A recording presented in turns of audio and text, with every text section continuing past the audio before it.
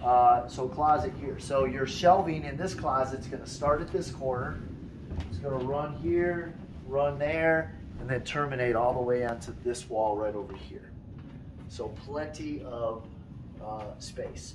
I am seeing homeowners with this plan in the neighborhood get the little kind of right in the middle buffet or whatever you want to call it, just because the closet's so big, they can put something in the middle right here. So that's an option for this closet. The thing I find annoying with closets is that there's never enough light to see what you're digging through. You know, this one has two. It's two lights in it because of the size. Okay, good. And another well thought out addition is the receptacle in the closet.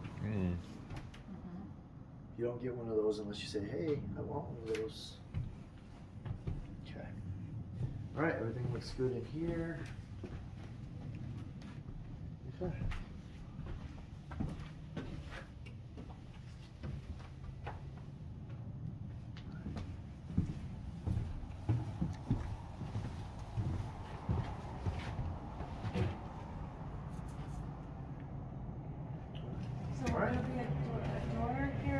Open. That's a door. Yeah, that's going to be a door right there. Okay.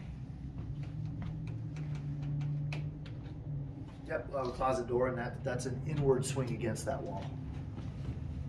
Because that's to the toilet, right? Yep. Yep. Okay, and this is the sinks. Okay.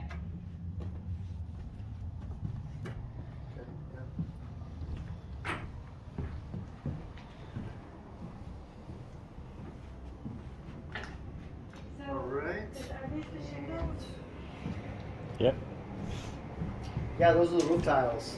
So are they gray?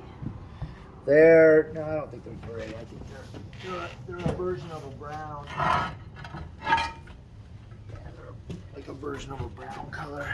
Okay, but they're not the red ones.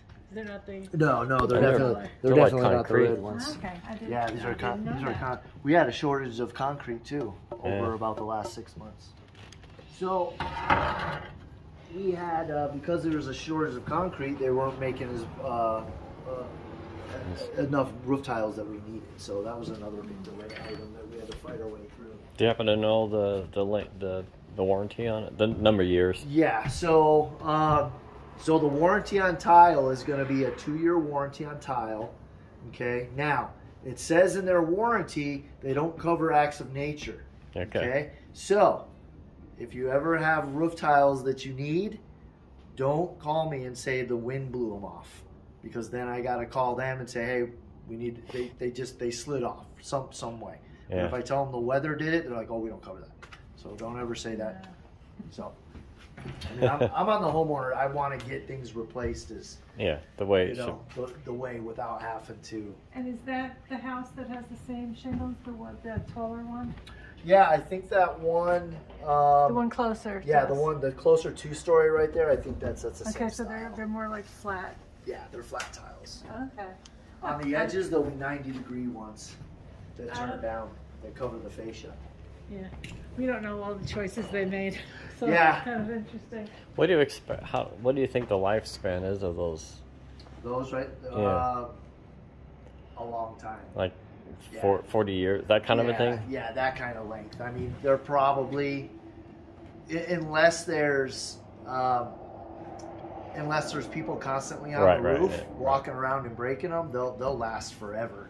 The neighborhood that was built 30 years ago, that's right over there, has the same concrete style tiles, and they're all still there. Nice. So. And is the flat ones like that, does that make it easier for them to do solar if they wanted? It's not that it doesn't matter what kind of roof tile really it is, because if when they're up on the roof and they need to make their penetrations, they remove the tile and then they drill it, and then they'll probably cut around it, and then slip it back on. One thing also, if they do get solar, The guys are up there walking around. The roofing guys won't. The company doesn't cover that. So if they come around the corner and they're supposed to replace tile and they see solar panels, they're like, "Oh no, we didn't know." So we gotta outsmart them. We gotta outsmart those guys. Okay.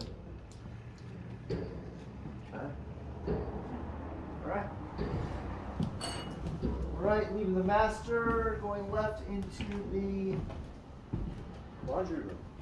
Okay, so a bunch of stuff going on in here. So first thing we have is we have our 2-gang switch. Okay, first one's to the light, second one's to the exhaust fan, which is right there. Okay, we have the structured can, which we kind of talked about, but all of the low volt and everything all terminate right into here.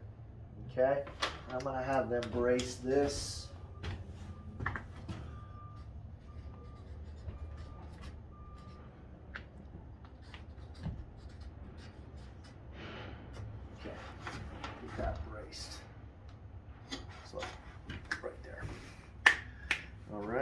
Okay, so we have structured can, and it does come with an outlet, so you can put the router directly right into here and let it broadcast through the house.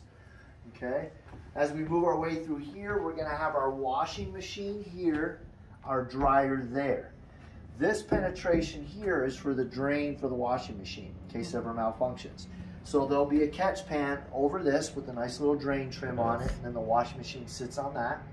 And then the dryer, this is the dryer box, and it vents right out the side, okay, which is what I like better than exhausting out through the roof.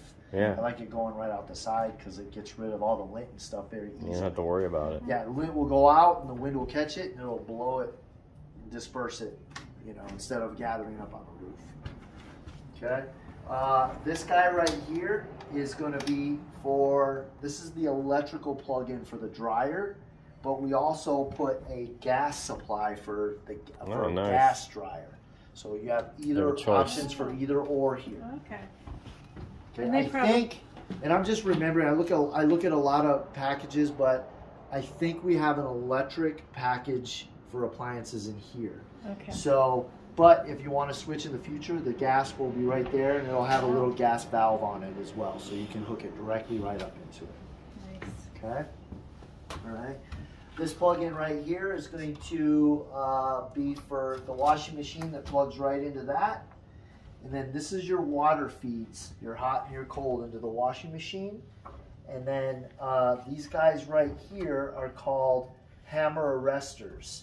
So, and these don't ever have to be replaced, but this eliminates the vibration in water lines, so you don't hear that knocking when the washing machine stops. Okay. This hose, remember I mentioned down at the soft water loop, the drain goes into the laundry? That's what this hose is. So you might hear some trickling coming through here and then leaving the house at night. Okay, right around 9:30 is what all the homeowners are telling me. I don't know why it's always the same time. I have no idea, but they all tell me it's right around that same, between 9 and 9:30 is that they hear that. Okay. Okay. So you said this was the second to last house that you're finishing here? Well, that I have to get through pre-drywall with. Okay. Because before drywall, just ton of delays, but after drywall, it's smooth sailing. So from here on out, we should be pretty smooth and have a lot of things happening pretty quickly. But you'll still have a presence in the area? Oh yeah. Okay. Yeah, we'll be here for a while. Yeah, we service all the homes for up to a year. Okay. With somebody on site that takes service calls. Okay. And will you be building other developments in other places in Chisholm? Yeah, we have. We're currently building. We have 8 locations that we're building in, and we have 8 more plots of purchased land that we're going to start as well. It just keeps going. You know, it never stops. And I see in 20 years there's going to be houses as far as you can see out here probably. Yeah. We're just going to keep building and building and building. So it's good. It's good job security.